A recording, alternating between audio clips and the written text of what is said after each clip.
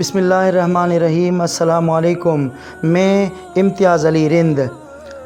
صرف پیسہ ہی رزق نہیں ہے، اس کے علاوہ بھی اللہ تعالیٰ نے رزق کی صورت میں انسان کو بہت ساری چیزیں عطا کی ہوئی ہیں۔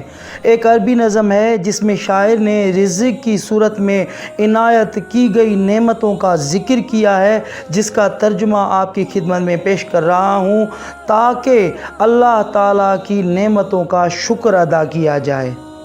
رزق کے لیے مال کا ہونا شرط نہیں، یہ بھی تو ہو سکتا ہے کہ کسی کو رزق کی صورت میں اچھا اخلاق یا پھر حسن و جمال دے دیا گیا ہو۔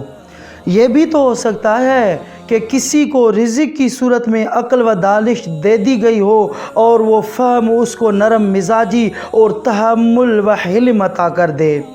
یہ بھی تو ہو سکتا ہے کہ کسی کو رزق کی صورت میں بہترین شخصیت کا حامل شوہر یا بہترین خصائل و اخلاق والی بیوی مل جائے، یا مہربان کریم دوست، اچھے رشتہ دار یا نیک و صحت مند اولاد مل جائے۔ یہ بھی تو ہو سکتا ہے کہ کسی کو رزق کی صورت میں علم نافع دے دیا گیا ہو، اور یہ بھی تو ہو سکتا ہے کہ اسے رزق کی صورت میں لمبی عمر دے دی گئی ہو۔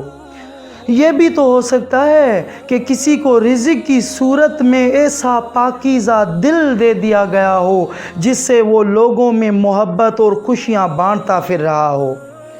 یہ بھی تو ہو سکتا ہے کہ کسی کو رزق کی صورت میں ذہنی سکون دے دیا گیا ہو، وہ شخص بھی تو خوش نصیب ہی ہے جس کو ذہنی سکون عطا کیا گیا ہو۔ یہ بھی تو ہو سکتا ہے کہ کسی کو رزق کی صورت میں نیک و سلیم طبع عطا کی گئی ہو اور وہ شخص اپنی نیک طبیعت کی وجہ سے اپنے ارد گرد خیر بانٹتا پھر رہا ہو۔ یہ بھی تو ہو سکتا ہے کہ کسی کو رزق کی صورت میں تقویٰ کا لباس پہنا دیا گیا ہو اور اس شخص کو اس لباس نے عزت اور مرتبہ والی حیثیت بخش دی ہو۔ یہ بھی تو ہو سکتا ہے کہ کسی کو رزق کی صورت میں ایسا عزت اور شرف والا مقام مل جائے جو اس کے لیے حلال کمائی اور امن والی جائے پناہ بن جائے۔